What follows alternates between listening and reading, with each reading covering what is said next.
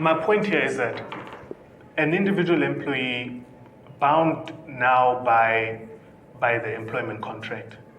But also, if you look at some of the literature, they're talking about certain expectations that are over and above the employment contract. You know, social expectations of what is a good employee, that sort of count very heavily when it comes to things like promotion and selection and so on for promotions. That might, let's say, restrict the employee in attending these public participation sessions and influencing the laws that are going to govern and make sure there's a balance between them and the employee and the employer. Would you agree that there are such restrictions? Yeah, of course, based on the sophistication of the employee and access to resources, because remember, participation does not mean you need to be there physically. You can make contribution in various ways. You can write an email. A letter, email, online, you know, all those things. But unfortunately, it's ideal. Unfortunately, we may not be that sophisticated. And maybe, like you said, unions need to sell themselves better, educate them better, and so on and so forth. You know, there are various ways of contributing and making an input. Even the hearing that we were talking about, it depends, you know. A hearing can be informal. Yeah, we do conduct. When you say the word hearing to a person, they think very deep. And a hearing means you are late. Yeah. Why are you late? I want to hear why you explain yourself. That's just what it means. That's it. That's what it means. It's not complicated. That's employment law. Yeah. You know, that's the easiest area of the law. It does not. We don't have to complicate it, and you can also be heard via a response, a written response. Yes. So you don't have to be there. You can. There's information out there. The issue is education, which is the responsibility of the employee or the individual citizen. Whether or not you have those resources or not is another matter. I mean, if you want to talk about inequality in general, that's another matter that's sort of beyond. I would say it's somewhat beyond the scope of the CCMA, right? Look, hence there is this process of conciliation. That process is very key, it's very important. You might have not been aware, or you might have acted unfairly, you might have been prejudiced, but when you sit in conciliation, it's a second right. We may be able to say, let's right the wrongs, let's do this and this. Does the CCMA, do you see a role for the CCMA in the talking team? Look, remember, it's an internal matter. If there are shop stewards or officials of the union internally, they should also, remember, if we have an equity committee where they participate, that also extends to recruitment, where they will be part of that process internally. To say, as equity, we are looking at this, we don't want the interview to exclude people who may be vulnerable. We want to promote that equity in the workplace, where there is an equal representation of people across the color divide, you know, age, culture, gender, you know, all those things. Now, that is intended to also mitigate against the things that you are raising, where a union also participates, or there are observers in the process. In the absence of that, the recourse is that appeal that one could lodge, or to also refer a matter, let's say unfair labor practice, to the CCMA if there's a promotion issue, or as an applicant who's not necessarily, who's defined in terms of Section 9 of the Employment Equity as an employee, to especially deal with the very same things that you are talking about, where people create barriers and they want to be in their comfort zone. Now, as an applicant, you're not employed by the company, but for purposes of equity, you are regarded as an employee under those circumstances. When I was writing the article that I wrote, I purposefully avoided equity, any literature on equity, because after reading up on it, I realized that equity deals more with fairness, let's say fairness, right? Fairness in terms of discrimination between potential applicants or potential employees, right? For me, my major interest is in the inequality, not between employees, but between the employee and the employer, right? So that's why right now, like for example, if we're talking about this, the CCMA or the union, or you said they can be in the interview, should, depending on the situation. It's mainly for the employee to freely, right? Of course, within the limits of social expectations, or whatever. I mean, like normal, like you have to be professional, just be respectful, and so on. But to freely speak, like for example, there are certain expectations now in the labor market. You cannot say anything about your previous employer in the interview, right? Where they will ask you, why did you leave your job? Now, if you left the job, especially for a negative reason, of which they are able to find out through references or through your CV, knowing that you work there.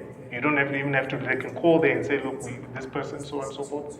So I feel, my perspective is that the employee is not free to argue his or her value, to say, look, this is what I'm actually worth, right? And this is the value that I see. And this is my experience. And there are certain things that sort of censor the employee within the job interview, right? And that's what I'm concerned about. And I feel that the employee should have someone there with him, just like the employer, right? To sort of equalize. Well, here we spoke about economic and decision-making power, but let's say decision-making as a way of pulling back that tug of war, right?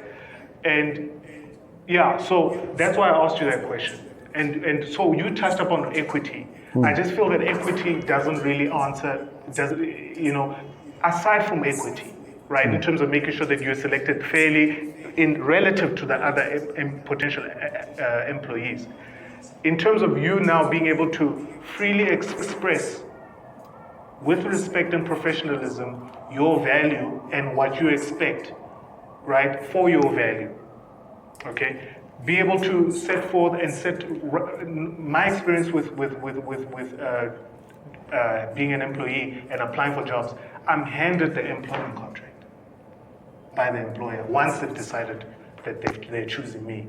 I wasn't part of drafting that employment contract. My voice isn't there, except for my signature that says, okay, I'll accept, right? So that's my point, right? Does the CCMA need to be there in terms of, because now by the employee having a voice in sort of contributing to even, for example, the drafting of the employment contract, there is in my point of view, a higher probability that it mitigates having to involve the CCMA later on. It mitigates the occurrence of disputes. Okay.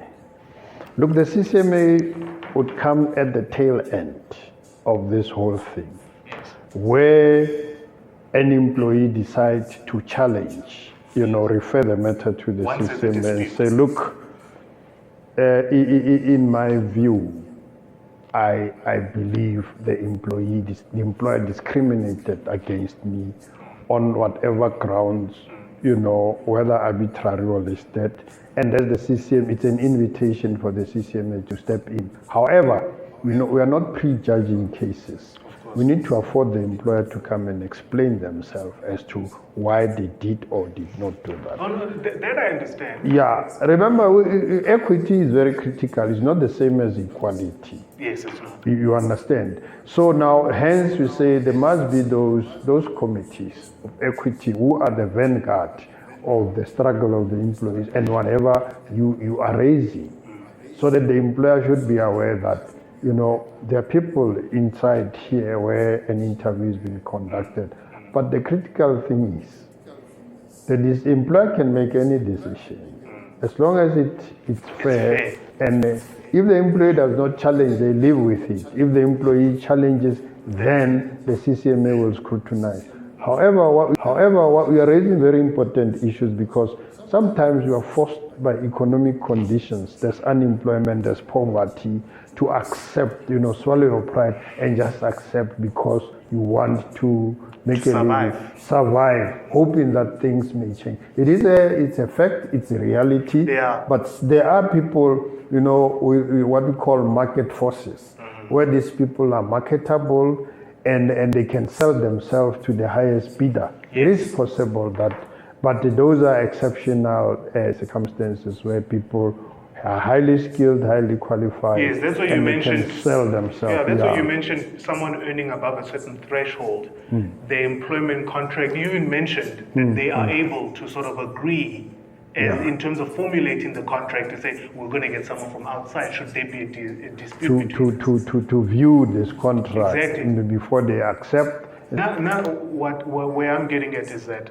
I feel that the employee does not have, in terms of internally now, right? Because the interview is an internal process, isn't Absolutely. it? Yeah. So internally, the employee does not have, the voice to shape.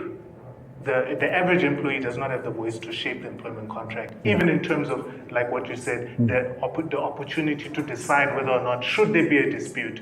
Do we get someone from outside, or do we handle it internally, like you would choose the independent chairperson as an employer? So this is where I feel that, like you said, there should be bodies like the equity committee that fills in and sits in the interview room, make sure that, these things are raised. So that should you decide to choose this applicant, right, you then draft an employment contract that takes into consideration your discussion. Right. Okay. So topic of employee engagement. Employee engagement. As you know, a lot of employers want to try and ensure that the employees are working on full steam, on all cylinders. They want to make sure that they're as happy as possible and as content as possible, so that they stay as long as possible and they perform as long as possible consistently, right? So that's basically, in a nutshell, the space of employee engagement and the research around that. So from your point of view, in your own words, how would you characterize employee engagement? Like, what do you think about it as a space? Let me put it to you this way. Please, yeah. So, let me put forward my point of view, and then you can tell me what you think. Employee engagement, if you read a lot about it, it's sort of like it's an intellectual both and business space where you have consultants doing research on human beings and how human beings work, so psychological aspect of human beings, and how they can be motivated and encouraged, and how they function. And they use that information to consult employers on how to sort of game the employee to ensure that the employee remains at a certain performance level. Right? Now, my perception of this, and this is partly what troubles me, the only involvement of the employee in this process is as an object of research, where you fill in surveys, right? Say, are you happy, you're not happy, and so on and so forth. But the information is given to the employer, and the employer then provides for the employee. Okay, but it's not an actual discussion with the employee, right? And so my problem is that it has led to a situation where employers don't, for example, I'm generalizing, employers don't pay employees, right, what they're worth, but rather spend money on facilities to encourage their engagement. And the whole point, if you read the literature, they talk about making the employee feel like they're at home, or like they're part of a family. Make the employee feel this way so that they can make the employee believe these things. But at the end of the day, those things are not true. This is not your family. Your family is at home. This is not your home. This is a company that you work for, right? And the truth is, the employee and this is what I think is missing in job interviews, in the employment relationship in general. The employee is themselves, their own mission. They've got their own things they want to achieve, and they're using the employment relationship for that. Just like the employer is using the employment relationship for profits, to grow, to expand, and so forth. They've got their own. But it seems like the employment relationship really only considers the vision and the goals. And if you look at employment engagement, it's all about aligning the employee to the goals of the employer, and only in matters that take away time, the employee's time from their own endeavors, so the employee can sort of live, and the life of the employee becomes the life of the business. That's in a nutshell. What would you say to that? Look, in my view, employees spend more time at work than at home. Now, in that context, it becomes the duty and the responsibility of the employer to create that harmonious working relationship and to promote issues of diversity and to promote reasonable accommodation and flexibility. And it's very, very important that as an employee, you also, it's a matter of compromise from both sides, where I want to be rewarded and I want to be respected accordingly. On the other side, the employer also wants to make profit, but the employer is obliged to recognize the human dignity of these people, create that working space that, you become an employer of choice, where employees enjoy themselves, they feel protected, they feel very safe. It is not an easy thing, but it's a task that each employer is required to promote within the working space.